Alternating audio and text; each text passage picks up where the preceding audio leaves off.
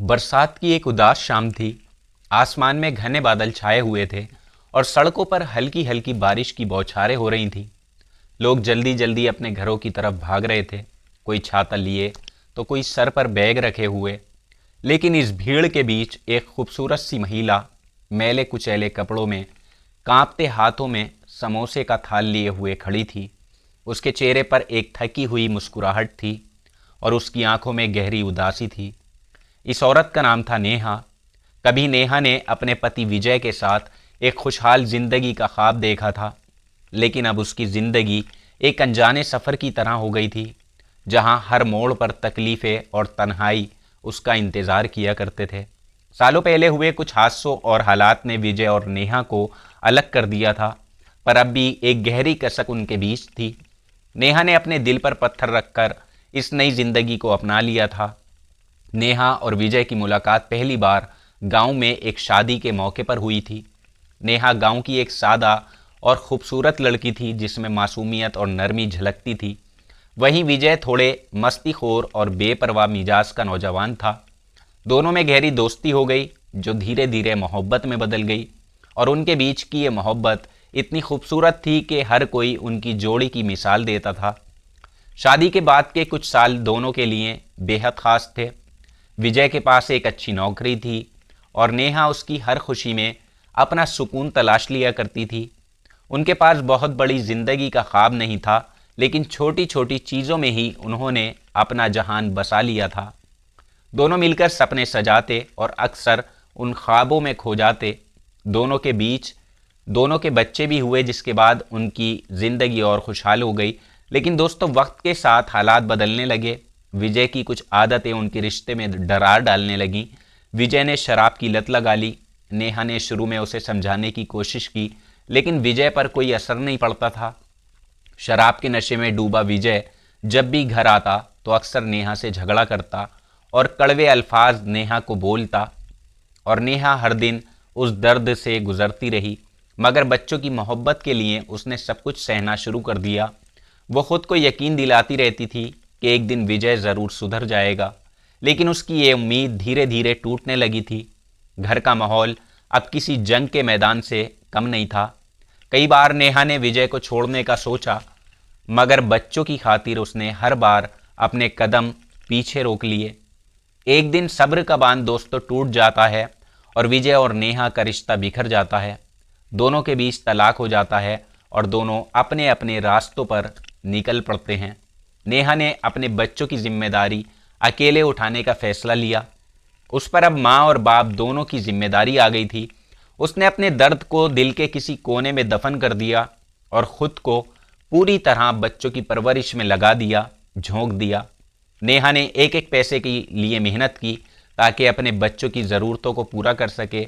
उसने बर्तन मांजने, कपड़े सिलने जैसे छोटे छोटे काम किए। फिर उसने टैक्स प्लाज़ा के पास समोसे बेचने का काम शुरू किया।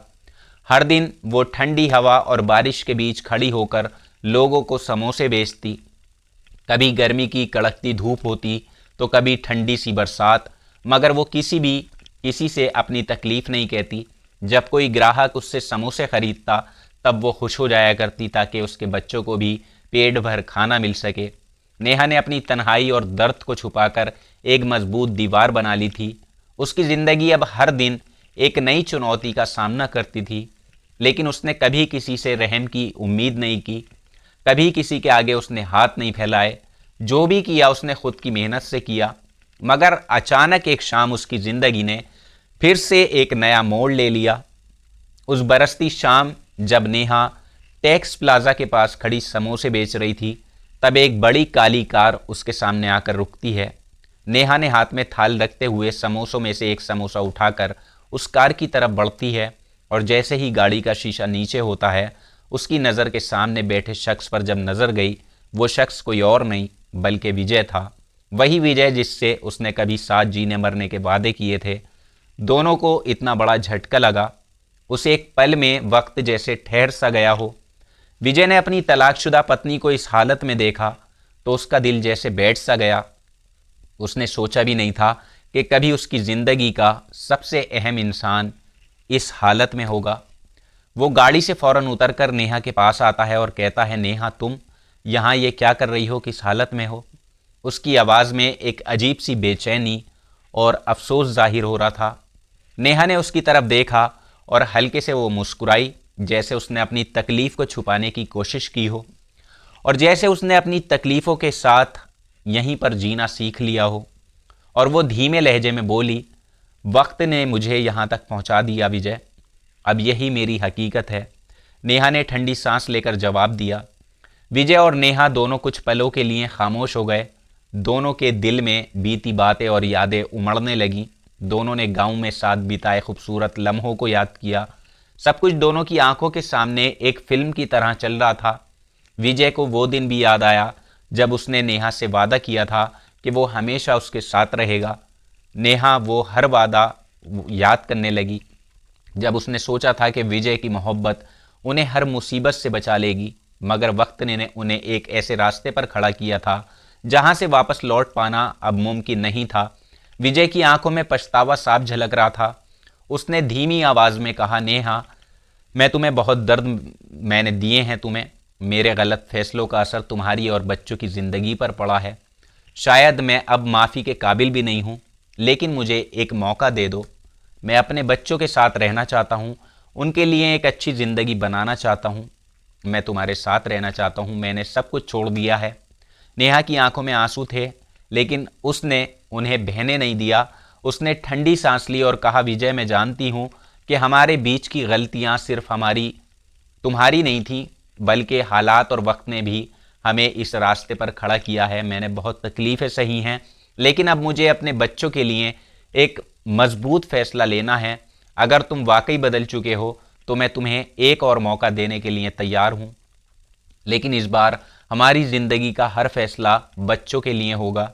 विजय ने सर झुकाकर नेहा का हाथ थाम लिया और बोला, मैं इस बार तुम्हें और अपने बच्चों को कभी निराश नहीं करूँगा। मुझे सिर्फ एक आखिरी मौका दे दो। कुछ वक्त के बाद विजय और नेहा ने अपने बच्चों से बात की और बच्चों ने अपने माता पिता के चेहरे पर दर्द और सच्चाई देखी। उन्होंने अपने दिल में जो भी नाराज़गी थी उसे भुलाकर अपने माँ बाप को एक साथ देखने का सपना देखा। बच्चों ने विजय और नेहा को एक साथ रहकर नई शुरुआत करने की इजाज़त दे दी। अब नेहा और विजय ने एक बार फिर साथ में नई ज़िंदगी की शुरुआत की। विजय ने अपने पुराने गुनाहों को पीछे छोड़ते हुए एक नई राह चुन ली थी। उसने शराब और गलत संगत से पूरी तरह से दूर हो जाने का वादा किया और अब हर रोज़ अपने बच्चों और नेहा के साथ वो वक्त गुजारता। नेहा भी अपने दिल के ज़ख्मों को भरने लगी और अपनी ज़िंदगी में विजय को एक बार फिर से जगह दे दी। उनकी ज़िंदगी एक बार फिर से उस पुराने मोहब्बत के लम्हों से भर गई। अब टैक्स प्लाजा पर समोसे बेचने का काम नेहा के लिए सिर्फ एक मजबूरी नहीं रह गया था, बल्कि उसकी मेहनत की निशानी बन गया था।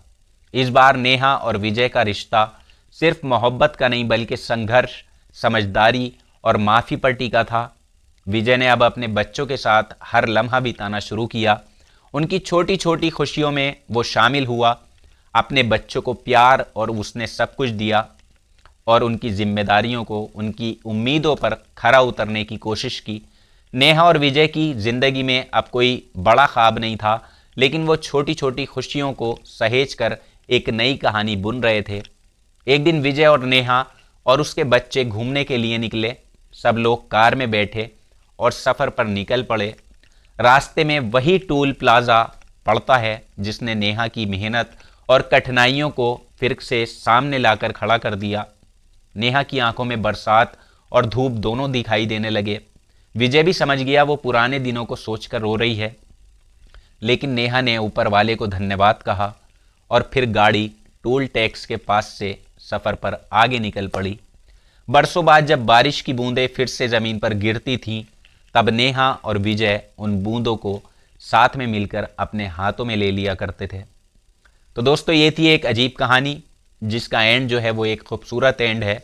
आपको कहानी कैसी लगी आप नीचे कमेंट बॉक्स में ज़रूर बताइएगा। अपना नाम और अपने शहर का नाम नीचे कमेंट बॉक्स में ज़रूर लिखिएगा, ताकि आने वाली वीडियोज़ में मैं आप सभी लोगों के नाम ले सकूं। कहानियाँ आपको कैसी लग रही हैं? नया चैनल है, आपके सपोर्ट की ज़रूरत है। वीडियो को लाइक, चैनल को सब्सक्राइब ज़रूर कर लीजिएगा।